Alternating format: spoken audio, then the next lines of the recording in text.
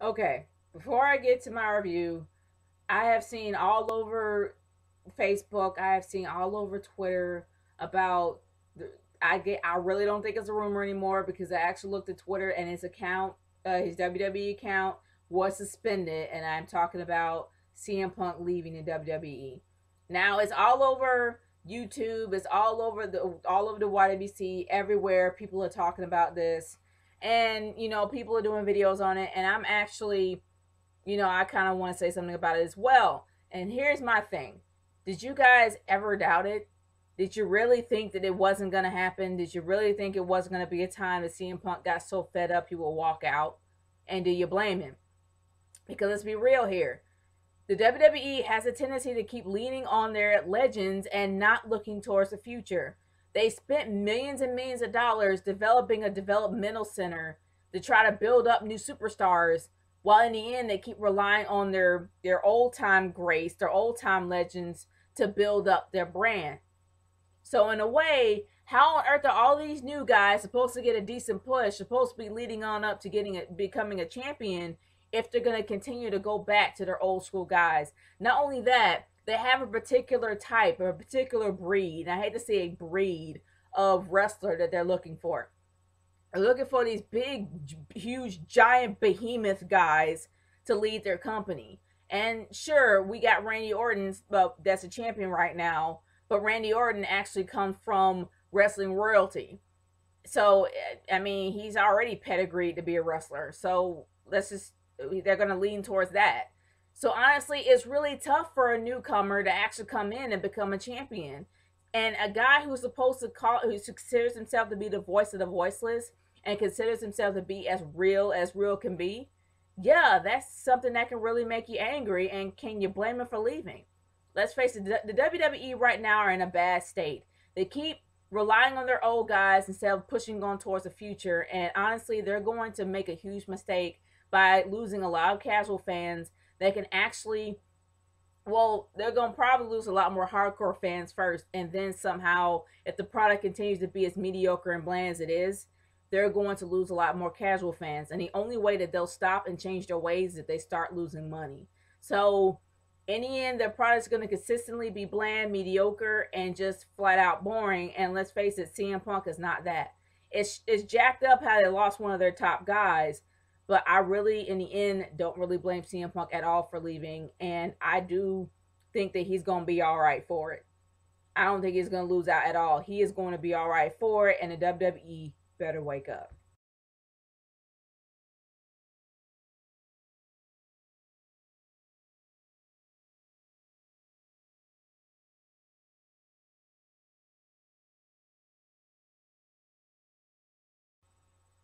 What's up, y'all? I have a bit of a head cold, so work with me here. If I'm snorking and grossing y'all out, my bad. It's because of the head cold. But I'm going to be honest here. I have noticed that in some of my videos, I feel like that I have been seeing things with rosy colored glasses, as well as kind of sugarcoating things when it comes to Raw and SmackDown. And maybe it's because I really do want to see more positive than negative, and I'm hoping that I will see more positive than negative. But I'm starting to notice that I'm actually starting to make things that are negative more positive. But I'm just going to go back to my roots and what I know, and I'm going to be completely real. SmackDown was a mediocre, bland show with some really good highlights. I'm being real. Let's talk about the opener.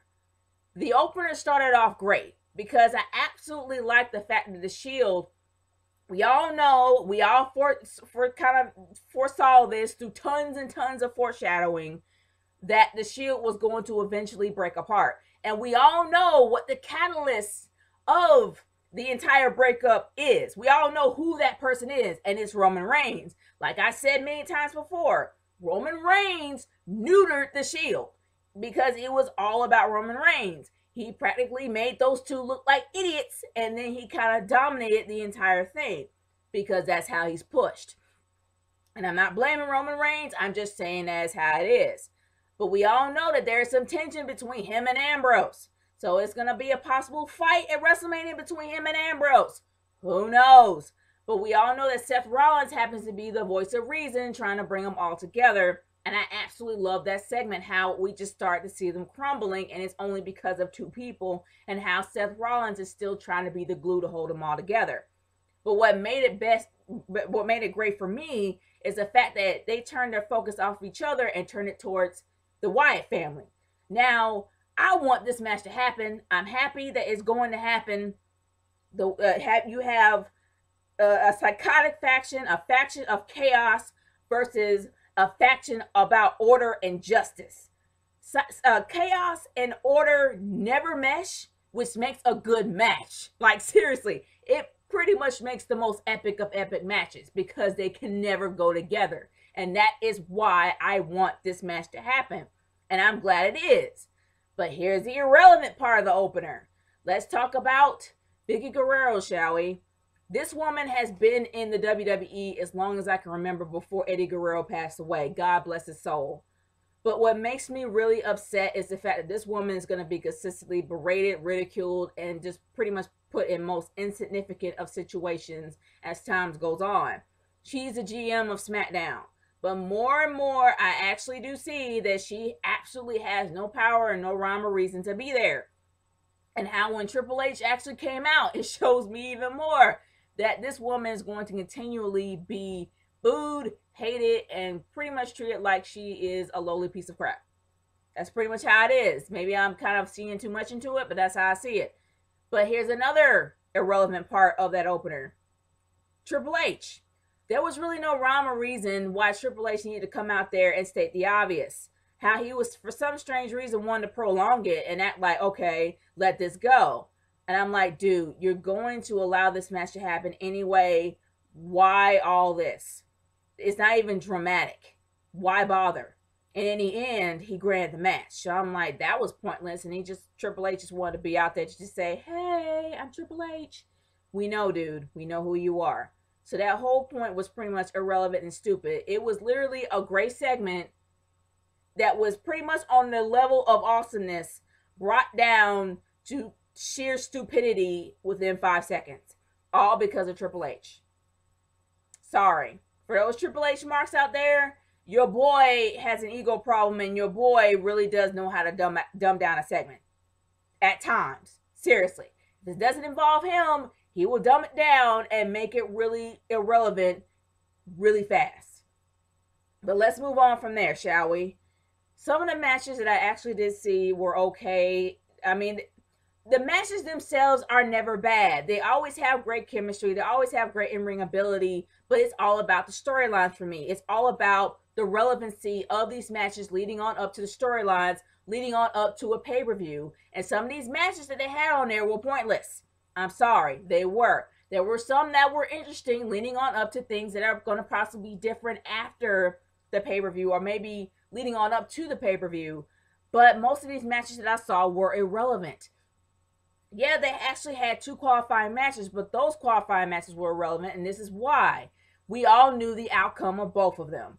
Number one, we know that Antonio Cesaro has a really huge push going on. They are pushing this guy to the top. Seriously, you can guess. We all know that Zeb Coulter is going to dip out on Jack Swagger. Pretty much this will be the second time that Jack Swagger got dropped for Antonio Cesaro. And if that happens, that means that Zeb Coulter has to completely change his entire persona. No more of these stupid signs saying that immigrants make me sick. No more of these stupid tirades about America having too many immigrants because he's going to have an immigrant in his corner. He is going to be for an immigrant, which means that he has to get rid of the whole anti-immigrant gimmick, which means that Zeb Coulter will be silenced going out in the ring the entire time, which would make sense to me. Only to me.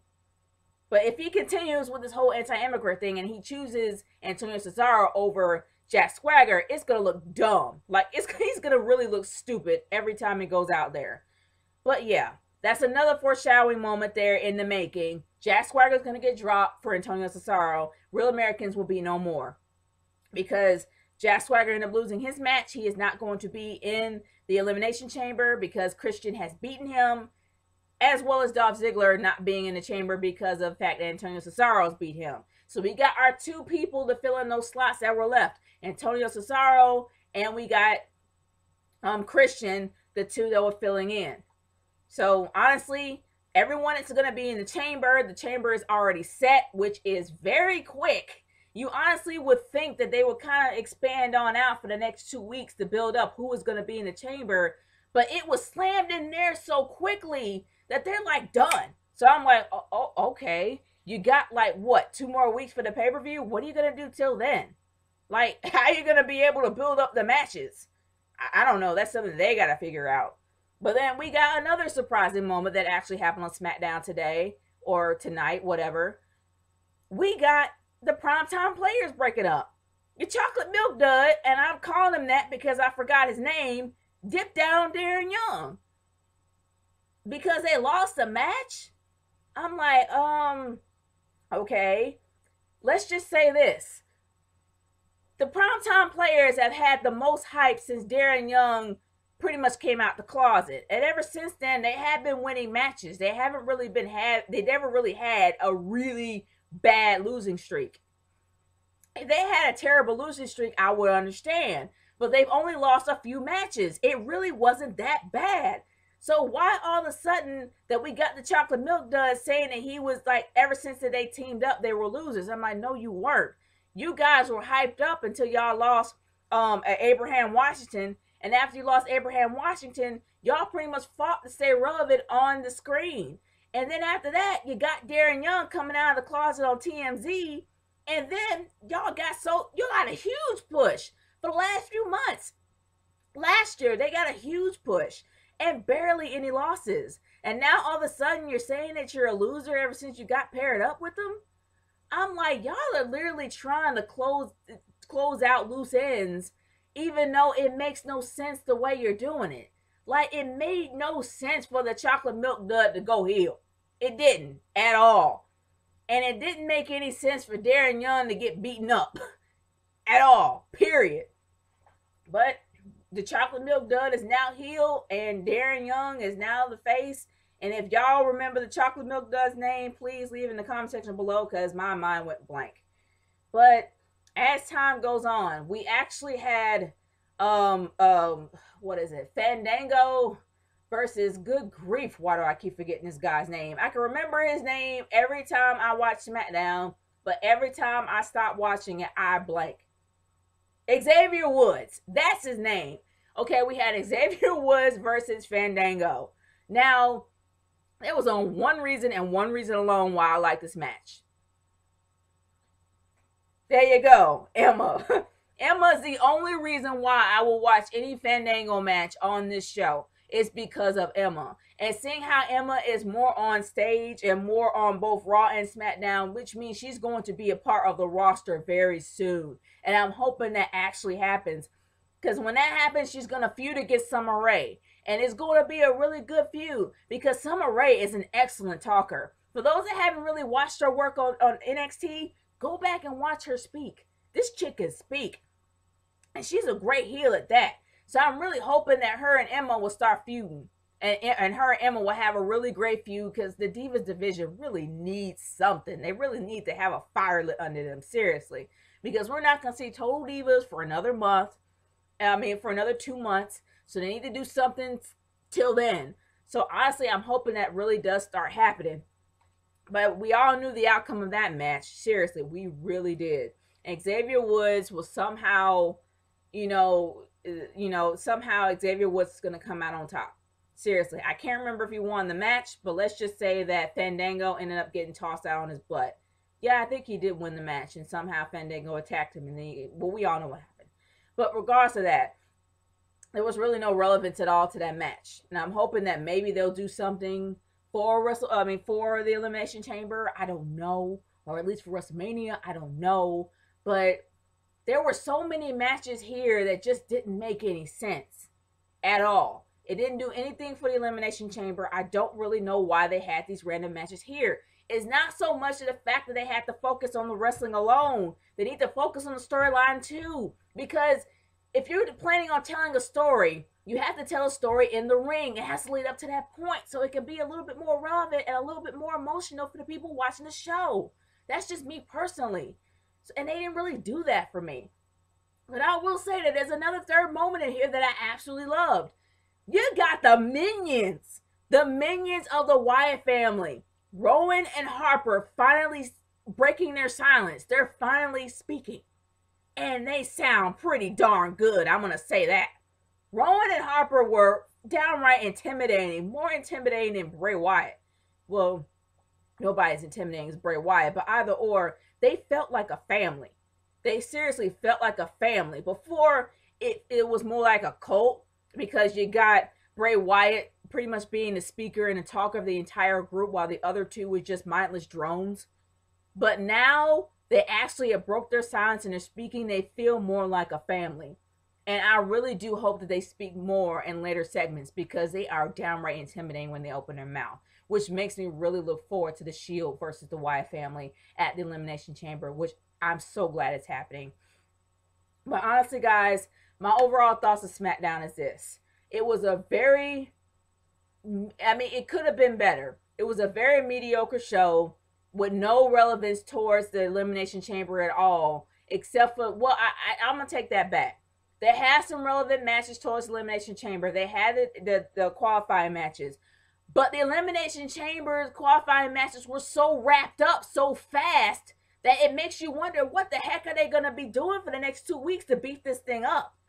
And sure, you had some golden moments, especially when you had the Wyatt family's minions finally breaking their silence. You had the breakup of the primetime players and the potential breakup of the Real Americans. So yeah, you had a few moments there that kind of makes your mind think. But literally leading on up to Elimination Chamber, actually having matches germane towards the pay-per-view was irrelevant and barely there. As well as wrapping up the qualifying matches so fast that their build is going to be mediocre and bland at best. What are they going to do? I have no idea. But I want to hear y'all's thoughts on this show. Leave a comment in the comment section below or send me a video response on how you feel about SmackDown and what do you think should be done better with the show and whether or not you feel like it was a good build towards the pay-per-view. It's Nature Girl 30 signing off. Peace out. Later.